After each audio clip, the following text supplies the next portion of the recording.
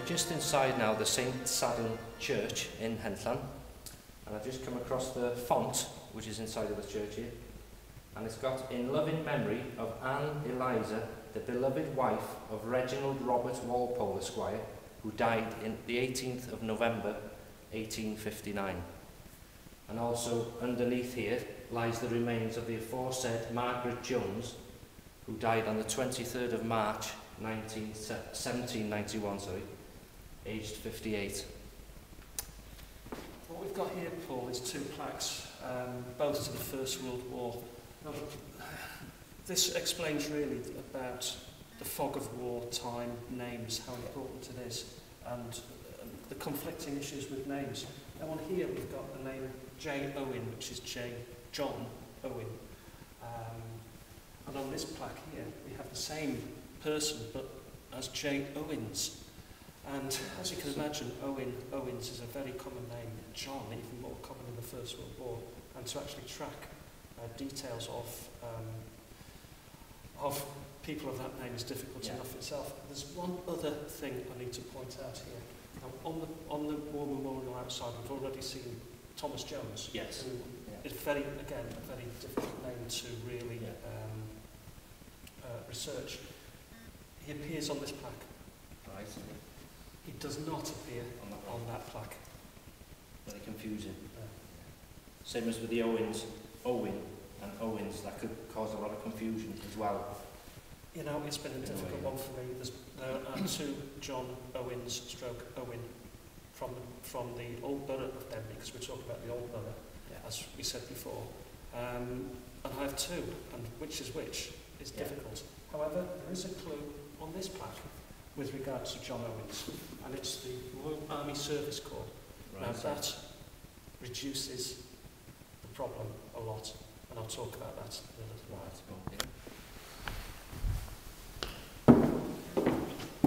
Okay, Peter. Paul, you asked me earlier about your own name, Humphris, and certainly Sergeant Cyril Humphris, whether he's a relation of yours. Well, I don't know if he's a relation of yours, but what I do know is that he was the son of the former rector, Humphris. And I've been looking around for maybe a plaque with all the rectors, and I found it here. They go back all the way to the 1100s. But we fast forward to 76, is it? 1876, we have it spotted it. Humphris. Now, he was the father of Cyril. There's an interesting story about Cyril Humphris, which I'll tell you about later. But I think if you were to do your family research, it's not courage now. It's not that common a name. You should do that. Yeah. Maybe you will find yourself related to a war hero. Maybe. Hopefully. Do you know what the MA is? Master of Arts. Master of Arts. Yes. Oh, he was definitely related to me then. Absolutely.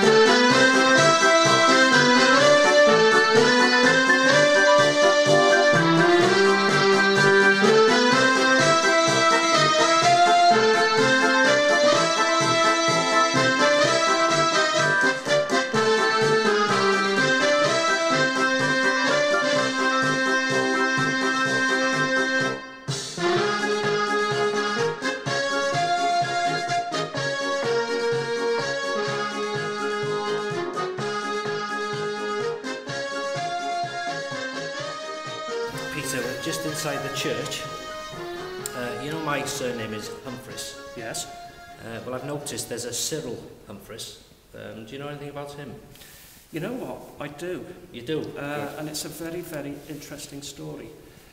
His father was actually the rector here, and he joined up, not for the First World War, he was actually in the Boer War, Cyril. Right. Him and his friend, close friend, someone called Maud, who was a great-grandson probably, or a grandson of Queen Victoria. Yes, right. Maud. They joined up and fought in the Boer War in the Cape Mounted Rifles. Right. First World War came along, they joined the 9th Battalion of the Australian Horse. So obviously they were, you know, they were adventuring on another part of the planet. Yeah. You know, it wasn't near Henllan that they were called up from. The Australians, as you know, famous for their charge at Gallipoli, lost many men. And the 9th Battalion, the Light Horse, charged the Turkish lines, I think it was in April 1915. Right. In that action, Maud lost his life. Now, because of their status, they were officer material, but on Maud's death, Cyril reverted to the ranks. We don't really know why. I'll come to that in a minute. He was given the position as sergeant, and the next over-the-top action, Cyril led his men. Right. After the attack, he didn't return. Now, the Turks didn't take prisoners, so he was presumed to be dead. Somebody said that they'd seen him in a casualty clearing station. That was never, ever confirmed. Right. The Australians, and indeed the Canadians, they had inquests after every death. Right. There was an inquest. Oh, right. They were different to the British Army. There's other examples of how they're different. They used to take the newspaper reporters with them. Right, oh, right. Whereas ours would be shot if they were anywhere near the British lines. So there's an example of something a little bit different. Now then, to get back to the story of why possibly Cyril had resigned his commission and how he came to die.